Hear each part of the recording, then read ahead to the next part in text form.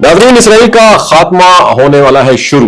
दुनिया भर में इसराइल के खिलाफ नफरत फैल चुकी है। मुस्लिम और गैर मुस्लिम सब नेतन्याहू के ऊपर तनकीद कर रहे हैं। आखिर लाखों की तादाद में मासूमों का कातिल कब इंसाफ के दायरे में आएगा?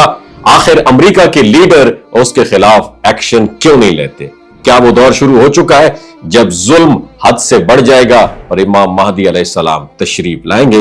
इस वीडियो को एंड तक जरूर देखिएगा। नाज़रीन, आज के हालात में बहुत सारे लोग आलमी सियासत को सिर्फ खबरों की हद तक नहीं देख रहे, बल्कि उसे तारीख और मजहबी तस्वुरात के आईने में भी परख रहे हैं। इसराइल की हालिया पॉलिसीज और मुसलसल ताकत के इस्तेमाल ने दुनिया के मुख्तलिफ मुआशरों में शदीद रद्द अमल पैदा किया। एक वक्त था जब आलमी राय आमा निस्बतन खामोश रहती थी, मगर अब सवालात बुलंद हो रहे हैं, तनकीद बढ़ रही है और लोग ये सोचने पर मजबूर हैं कि क्या जुल्म के सहारे कायम होने वाला निजाम ज्यादा देर तक चल सकता है?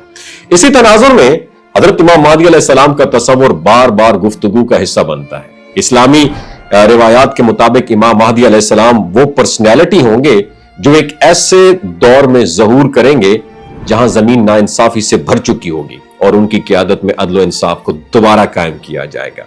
और ये तस्वुर किसी मखसूस कौम के खिलाफ नफरत नहीं, बल्कि एक आलमी असूल की याद दहानी है कि आखिरकार हक गालिब आता है।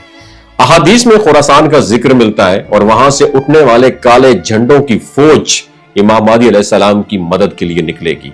खुरासान कोई आज का मुल्क नहीं था, बल्कि एक वसी तारीखी खित्ता था जिसमें मौजूद ईरान, अफगानिस्तान और पाकिस्तान के कुछ इलाके शामिल समझे जाते हैं। आज भी ईरान एक का हिस्सा एक खुरासान के नाम से मशहूर है। और दोस्तों, ये जो फौज जिसकी मैं बात कर रहा हूं इमाम महदी की क़यादत में किसको फतह करेगी?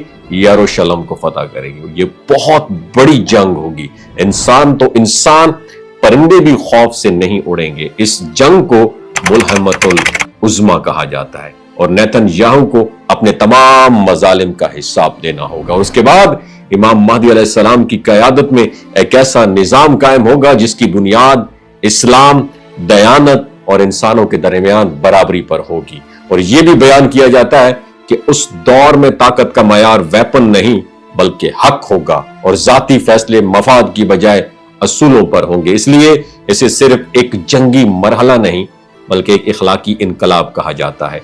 आज जब लोग बड़ी ताकतों के इत्तेहाद देखते हैं, चाहे वो इसराइल और अमेरिका का ताल्लुक हो या आलमी सियासत के दीगर मफादात, तो उन्हें तारीख का वो सबक याद आता है कि ताकतवर इत्तेहाद भी मुस्तकिल नहीं होते। वक्त बदलता है, हालात बदलते हैं और वही कौमें सुरखरू होती हैं जो जुल्म के बजाय इंसाफ का रास्ता इख्तियार करती हैं। और ये बात भी समझना जरूरी है कि इस्लामी इज्तिमाई सजा या अंधी दुश्मनी की तालीम नहीं देता। हिसाब और जवाबदही का तस्वुर फर्द के अमल से जुड़ा हुआ है, ना कि उसकी नस्ल या उसकी शनाख्त से।